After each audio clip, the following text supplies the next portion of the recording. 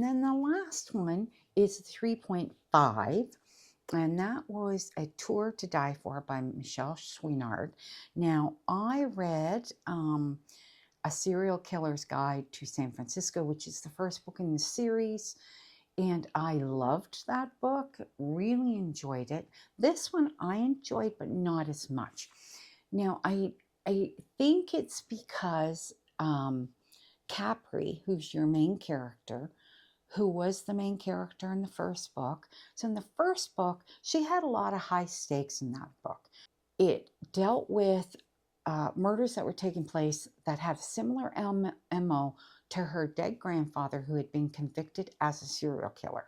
Okay, she was convinced he wasn't a serial killer, and it kind of transgressed from there. But then one of the murders, it was like her and her daughter, and could have been suspects. So there was a lot of high stakes in the first book.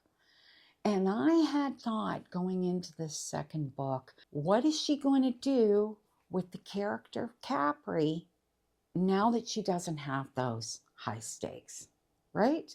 Like, this is very different. She still does this whole tour. She has this tour business where she tours San Francisco, all of the places where there have been serial killers and murders and weird things, right from like the 1800s onward. She knows all the history. Like, it's pretty amazing with all that information. I think that's really cool, and how she's built all that into it.